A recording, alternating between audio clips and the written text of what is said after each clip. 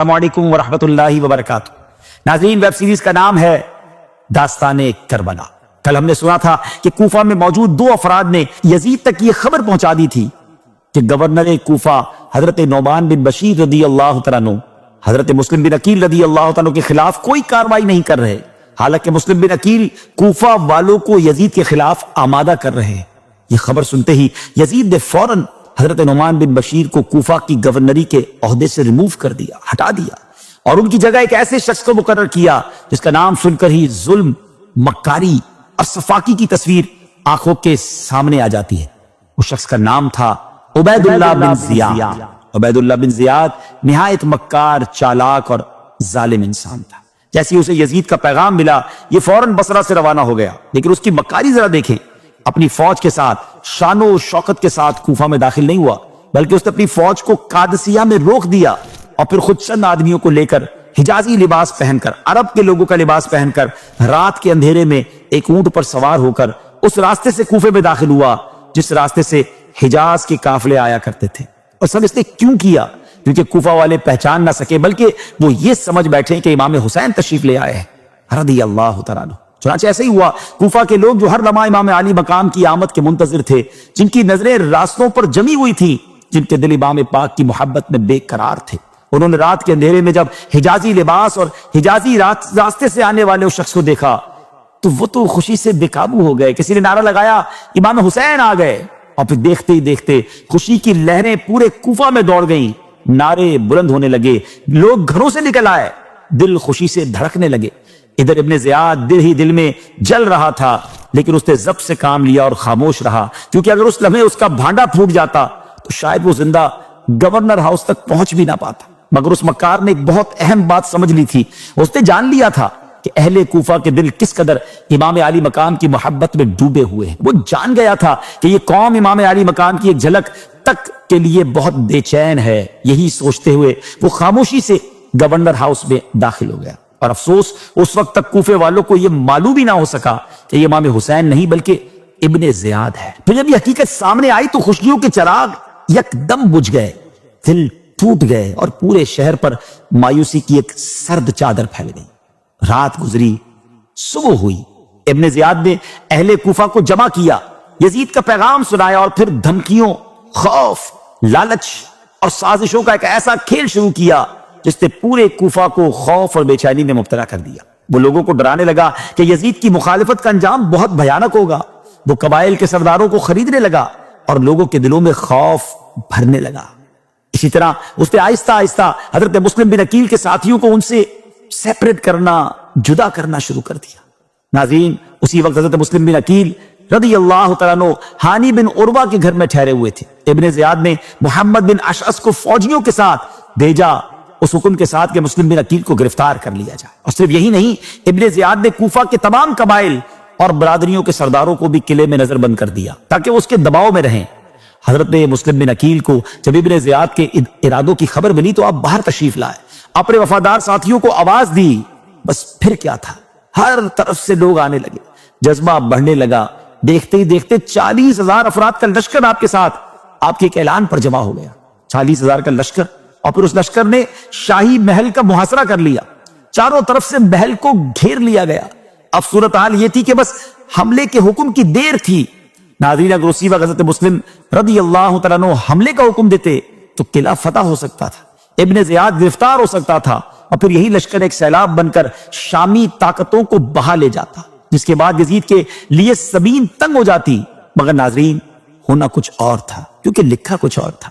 حضرت مسلم رضی اللہ تعالیٰ عنہ نے قلعے کو گھیر تو لیا، مگر اس کے باوجود ابن زیاد کی جو مکاری تھی، یزید کی دشمنی پوری طرح ظاہر ہو چکی تھی، اور آپ نے حملے کا حکم نہیں دیا۔ کیوں؟ کیونکہ آپ جنگ نہیں چاہتے تھے، آپ خون مسلم بہتا ہوا دیکھنا نہیں چاہتے تھے۔ آپ چاہتے تھے کہ گفتگو سے مسئلہ حل ہو جائے، صلح کی کوئی صورت نکل آئے اور مسلمانوں کی جانیں بچ جائے۔ یہ تھی اہل بیت کی سوچ، یہ تھا ان کا ظرف، یہ تھی ان کی رحمت۔ لیکن دوسری طرف ابن زیاد تھا جو سازشوں کا جال بن رہا تھا۔ اس نے حضرت مسلم کے خلاف ایک عجیب چال چلی۔ اس نے یہ کیا کہ قلعے میں قید جو قبائلی سردار اس کے ساتھ تھے، وہ ان کو لے کر مجبور کیا اس نے کہ وہ لوگوں کو حضرت مسلم بن عقیل کا ساتھ چھوڑنے پر آمادہ کریں۔ ناظرین، وہ سردار خوف زدہ تھے، انہیں معلوم تھا کہ اگر ابن زیاد ہار بھی گیا تب بھی قلعہ فتح ہونے سے پہلے وہ ان سب کو قتل کروا دے گا۔ چنانچہ وہ قلعے کی دیواروں پر چڑھے اور وہ اپنے قبیلے والوں کو آواز دینے لگے، کہتے ہیں کہ واپس چلے جاؤ، یزید تمہارے بچوں کو قتل کروا دے گا، تمہارے مال ضبط ہو جائیں گے، تمہارے گھر برباد کر دیے جائیں گے۔ اور ساتھ یہ بھی کہا کہ ہمیں تو ابن زیاد قلعے میں ہی مار ڈالے گا۔ ابن زیاد کی یہ چال کام کر گئی اور پھر وہی ہوا جو نہیں ہونا چاہیے تھا۔ حضرت مسلم بن عقیل رضی اللہ عنہ کا لشکر اب بکھرنے لگا، لوگ آہستہ آہستہ پیچھے ہٹنے لگے، وفائیں دم توڑنے لگی اور نعرے خاموش ہونے لگے، یہاں تک کہ جب حضرت مسلم رضی اللہ تعالیٰ عنہ نے مغرب کی نماز ادا کی تو 40,000 میں سے صرف 500 باقی رہ گئے تھے۔ اور آپ جان کر حیران ہوں گے جب نماز مکمل ہوئی تو ایک بھی شخص آپ کے ساتھ باقی نہ تھا، جی ہاں ایک بھی نہیں۔ ایک ایسی جماعت تھی کہ امام نے جب نماز شروع کی تو 500 لوگ پیچھے نماز پڑھ رہے تھے، مگر جب نماز ختم ہوئی تو کوئی مقتدی پیچھے موجود نہ تھا۔ یہ کوفہ والوں کی پہلی بے وفائی تھی۔ جو مہمان ان کی التجاؤں کی وجہ سے آیا تھا، ان کے دین کی حفاظت کرنا چاہتا تھا، آج اسی کو دشمنوں کے درمیان تنہا چھوڑ دیا گیا۔ حضرت مسلم رضی اللہ تعالیٰ عنہ کوفہ کی گلیوں میں اکیلے رہ گئے، کہاں جائیں، کس دروازے پر دستک دیں، کسے اپنا کہیں۔ حیرت کی بات یہ تھی کہ آج پورے کوفہ کے مہمان خانے بھی بند تھے، دروازوں پر تالے لگ چکے تھے۔ اور ناظرین، آپ رضی اللہ تعالیٰ کے ساتھ آپ کے بچے بھی تو تھے، انہیں کہاں سلائیں، کہاں ٹھہرائیں۔ پورا کوفہ آپ کے لیے تنگ ہو چکا تھا۔ حالت یہ ہو گئی تھی کہ 2-4 گز زمین آپ کے لیے رات گزارنے کے لیے بھی نظر نہیں آ رہی تھی، اور بنی ہاشم کا یہ عظیم مہمان بے آسرا کھڑا تھا۔ اس لیے حضرت مسلم رضی اللہ تعالیٰ کو امام حسین کی یاد آئی۔ امام کی یاد آتے ہی آپ کا دل تڑپ اٹھا، آپ سوچنے لگے میں نے امام کو خط لکھا ہے، میں نے آپ کو اس قوم کی وفاداری کے قصے سنائے ہیں، میں نے ان کے آنے پر اصرار کیا ہے۔ اب یقیناً امام میری بات رد نہ فرمائیں گے، وہ اپنے اہل و عیال کے ساتھ روانہ ہو چکے ہوں گے۔ اگر امام یہاں پہنچ گئے تو اس بے وفا قوم کے درمیان ان پر کیا گزرے گی؟ یہ سوچ کر یہ خوف آپ رضی اللہ تعالیٰ کے دل کو شدید زخمی کر رہا تھا۔ اسی پریشانی کے عالم میں آپ کو پیاس محسوس ہوئی، سامنے ایک گھر نظر آیا، وہاں طوعا نامی ایک عورت موجود تھی، اس سے آپ نے پانی مانگا، اس نے آپ کو پہچان کر پانی دیا اور اپنی سعادت سمجھ کر آپ کو اپنے مکان میں ٹھہرایا۔ لیکن افسوس، اس عورت کا بیٹا محمد بن اشعث کا غلام تھا، اس نے فوراً اپنے آقا کو خبر دے دی۔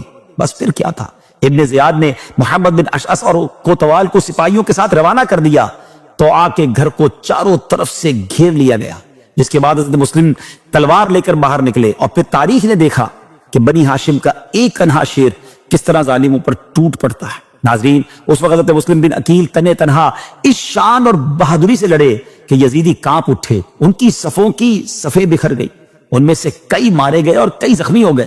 کوفہ والوں کو جب اس بات کا اندازہ ہو گیا کہ بنی ہاشم کے اس جوان کو ہرانا ہمارے بس کی بات نہیں، تب انہوں نے ایک نئی چال چلی۔ انہوں نے آواز دی، ہم جنگ نہیں چاہتے، ہم صرف یہ چاہتے ہیں کہ آپ ہمارے ساتھ ابن زیاد کے پاس چلیں اور اس سے گفتگو کر کے معاملہ طے کر لیں۔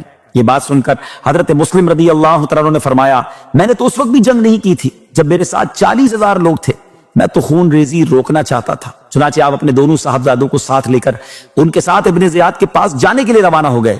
لیکن ناظرین، یہ سب دھوکہ تھا، مکر و فریب تھا، بد عہدی تھی۔ ابن زیاد نے پہلے ہی دروازوں کے پیچھے تلواریں لیے سپاہی کھڑے کر رکھے تھے، حکم دیا تھا کہ جیسے ہی مسلم اندر آئیں دونوں طرف سے حملہ کر دینا۔ حضرت مسلم رضی اللہ تعالیٰ کو کیا خبر تھی کہ دشمن اتنا گر چکا ہے۔